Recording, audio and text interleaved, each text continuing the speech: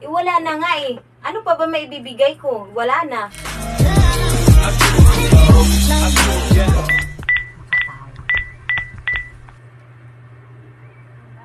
Hello, Tiyo. Kumusta kayo dyan sa abroad? Hello, pamangkin. Okay naman ako dito. Kayo dyan, sa bansa natin. Okay naman, Tiyo. May naisip kasi akong bagong negosyo eh. Hihingi sana ako ng pampuhunan sa'yo eh. Hello, pamangkin.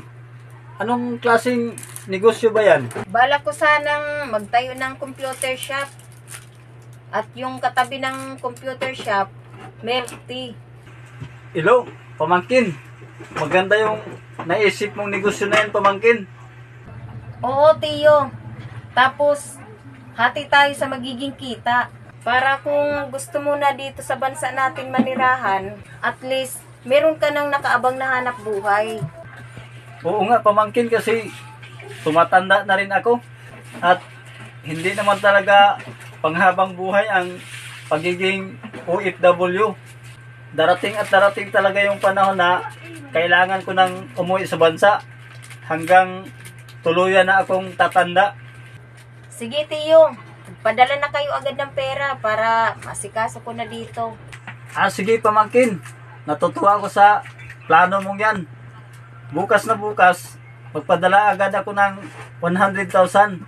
Paunang padala. Aba, nakasil ngayon ah. Maka-order nga nito. Uy, ito pa. Daming seal. Ito pa. Ay, salamat naman. At meron akong kamag-anak na nagmalasakit sa akin kahit nandito ako sa abroad.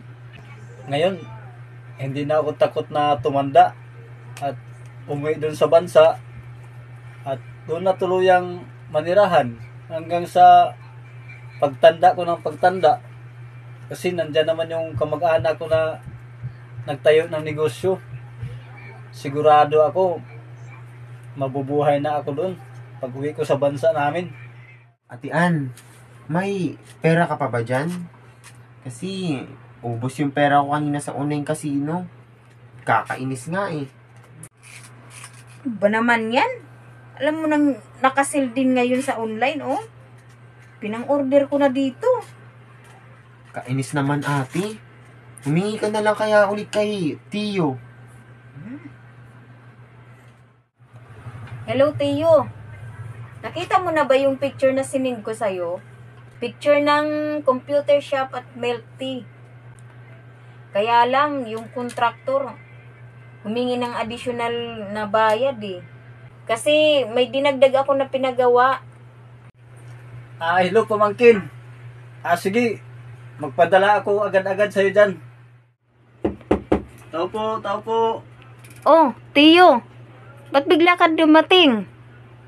Ituan, sa wakas, nakabalik na rin ako sa bansa natin. Saka sa wakas, makita ko na rin yung pinaghirapan ko sa abroad. Yung tinayo natin negosyo. Tiyo.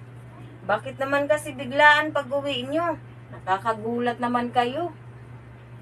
Pamangkin, ang tagal ko nga pinag-isipan yung desisyon na ito eh. At nanaig talaga sa isipan ko na mag-resign bilang OFW. At dumito na sa bansa natin. Total, nandyan naman yung negosyo natin. Tiyo? Wala talaga kasing naipatayo na negosyo. Nagamit ko kasi yung pera mo na pinadala. Yung picture kasi na pinadala ko sa inyo, sa online ko lang yun kinuha. Kung ganun, ibig sabihin, niloko nyo na ako? Paano na ako ngayon?